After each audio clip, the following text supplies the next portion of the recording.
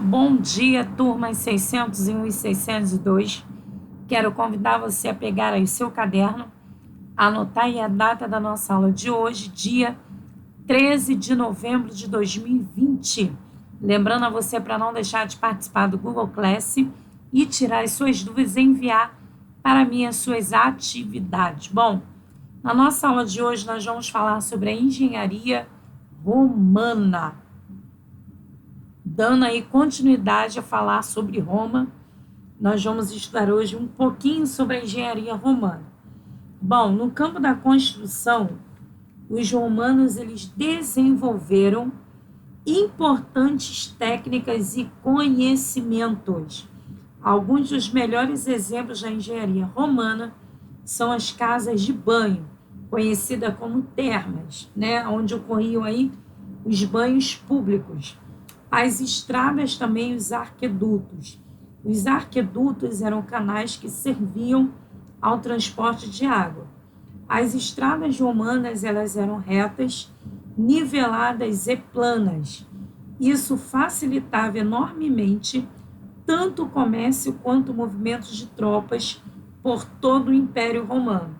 Daí, né, o dito popular que com certeza você também já deve ter ouvido falar. Todos os caminhos levam a Roma. Os arquedutos, né, que são aqueles arcos imensos, né, o Arco da Lapa, né, é parecido, né, com esses arquedutos romanos. Bom, esses arquedutos, eles são canais que servem ao transporte de água, que após ser recolhida em nascentes e poços, era levada até as cidades. Inicialmente, os arquedutos eram tubulações de mais ou menos 1,20 m de largura por 1,80 m de altura, construídas no nível do solo. Durante a expansão militar, os adversários do Império Romano procuravam os arquedutos romanos para roubar ou envenenar a água que seguia para Roma. Para evitar o roubo ou envenenamento da água, os romanos construíram arquedutos aéreos com colunas de 15 metros de altura, né? Como a gente aí tem até na imagem, tá? Bom, agora nós vamos falar um pouco do direito romano. Os romanos também eles se destacaram na área do direito. A própria palavra justiça, tá? É de origem romana, pois vem da palavra latina jus, que quer dizer direito. Por muito tempo, os romanos se guiaram por leis orais baseadas nos costumes. Durante a República, vendo-se prejudicados pelas leis criadas pelos patrícios, os plebeus exigiram um código escrito. E como resposta a essa exigência, na metade do século V a.C., foram elaboradas as leis das 12 tábuas, base do direito romano.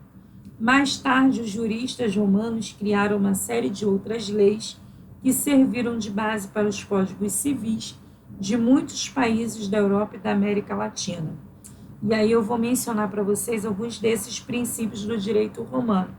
Ninguém sofrerá penalidade pelo que pensa, nada que não se permita ao acusado deve ser permitido ao acusador, o encargo da prova fica com aquele que acusa e não com o acusado, na aplicação de penalidades contém a idade e a inexperiência da parte culpada. Bom, estes princípios estão no Corpus Juris Civilis, que é publicado entre os anos 529 e 534, que reuniu e atualizou as principais leis romanas.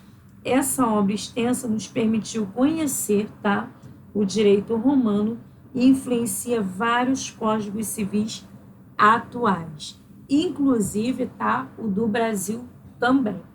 Agora aí, como atividade, você vai responder no seu caderninho as seguintes páginas do seu livro, 232, 237, 238, 239 e 240. Qualquer dúvida, é só você deixar lá para mim no Google Class que eu estarei te respondendo. Aguarda aí o envio das nossas atividades. Beijo grande, fiquem com Deus, bom final de semana e até a nossa próxima aula.